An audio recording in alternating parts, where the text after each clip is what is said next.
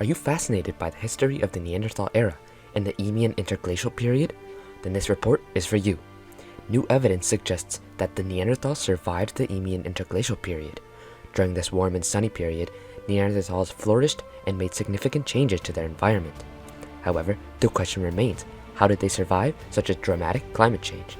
Stay tuned to discover the latest findings about the Neanderthal era and their survival techniques during the Eemian Interglacial.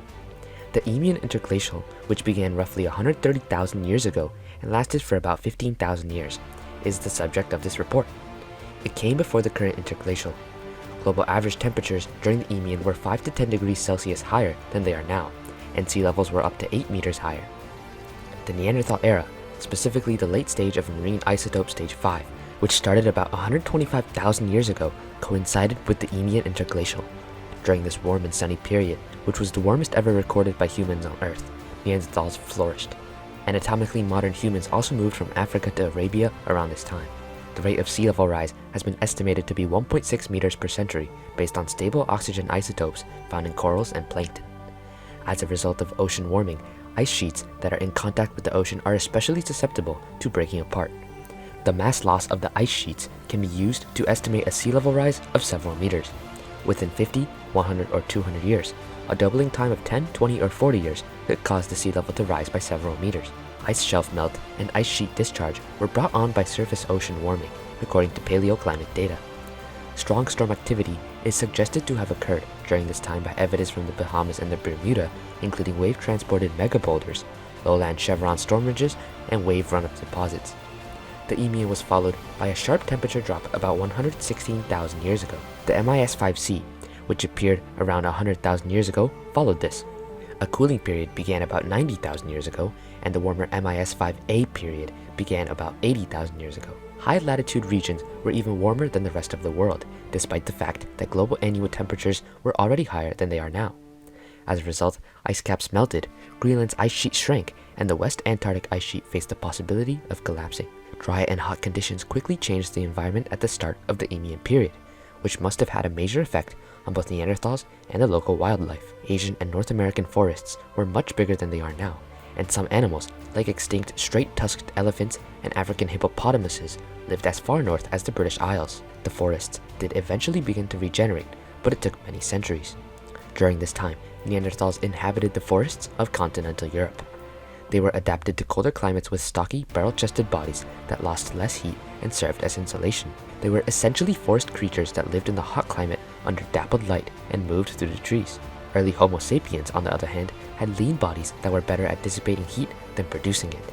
Our ancestors preferred warm, wet climates, while Neanderthals preferred cold, dry climates. Big game hunters, Neanderthals made the most of the best food sources at their disposal. They hunted beavers for their fatty tails, which were an excellent source of nutrition during the Eemian. In contrast, beavers were expert architects who designed their own environments and niches. Neanderthal hunter-gatherers began modifying the ecosystem as early as 125,000 years ago.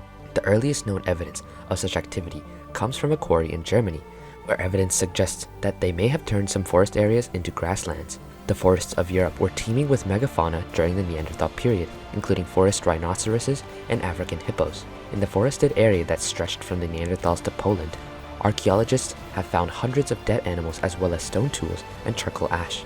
From deer and cattle to lions and hyenas, this area was home to a wide variety of animals. There is a possibility that the region's numerous lakes attracted hominids. Evidence suggests that the early inhabitants kept these areas for about 2 millennia, though it is unclear whether they were drawn to open areas or cleared areas of forests. Contrary to what was previously thought, it appears that humans started modifying their environment much earlier than 10,000 years ago, before agriculture even existed. Archaeologists now think that during the interval between glacial periods, early humans were already making small-scale changes to the environment. The last interglacial period peaked around 125,000 years ago, and sea surface temperatures were at their highest during this period when the Earth's orbit cycles were in a particularly warm phase.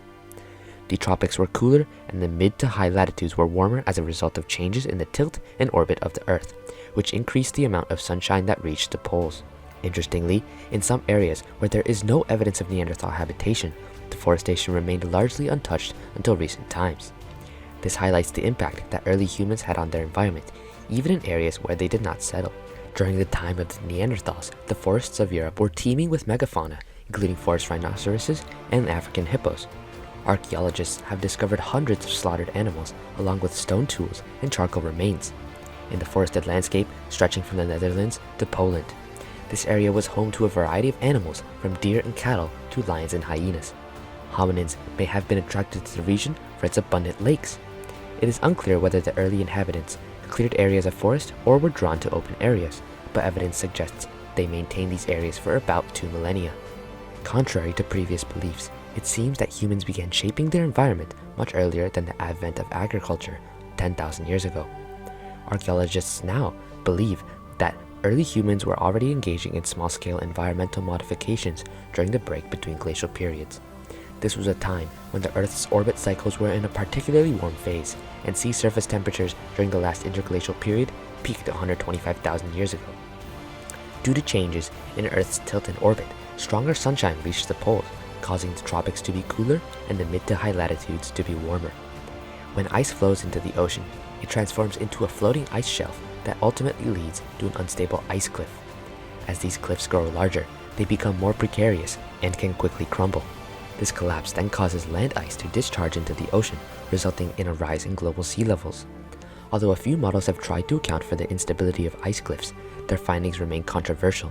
Nevertheless, these models have predicted rates of sea level rise that are remarkably similar to the data gathered from the last interglacial period. What is noteworthy about this period is the rapid and significant increase in sea levels that surpassed present-day levels. Since the temperatures during the last interglacial area were similar to the projected near-future temperatures, the melting of polar ice sheets will likely have a more drastic effect on sea levels than previously anticipated. However, the last interglacial is not an exact blueprint for the future. There were differences in the Earth's position relative to the Sun, and carbon dioxide levels were lower than they are now.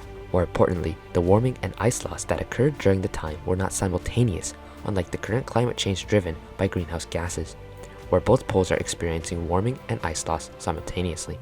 Continued climate change could result in sea levels rising even more dramatically than in the past, providing only a small indication of what could be to come. The relationship between Neanderthals and humans has been debated since the time of Darwin. Until roughly 100,000 years ago, it was not certain which species would emerge as dominant. Neanderthals survived for hundreds of thousands of years in extreme conditions, enduring cold weather and predatory animals. Despite only using simple tools and primitive clothing, they were a successful and long-lasting lineage. As we come to the end of this report, we can reflect on the fascinating new evidence that suggests Neanderthals not only survived, but thrived during the Eemian Interglacial. This warm and sunny period, which saw global temperatures rise by about 5 to 10 degrees Celsius and sea levels increase by up to 8 meters, presented both opportunities and challenges for early humans. The Neanderthals, with their stocky, barrel-chested bodies and expertise in big game hunting, were well adapted to this environment. They flourished in the forests of Europe, taking advantage of the abundance of megafauna and even modifying their environment to suit their needs. Thank you for joining us on this journey of discovery, and we look forward to sharing more exciting scientific findings with you in the future. I hope you enjoyed this video and found it informative. If you did, please give this video a thumbs up and hit the subscribe button below for more content like this. See you at the next one.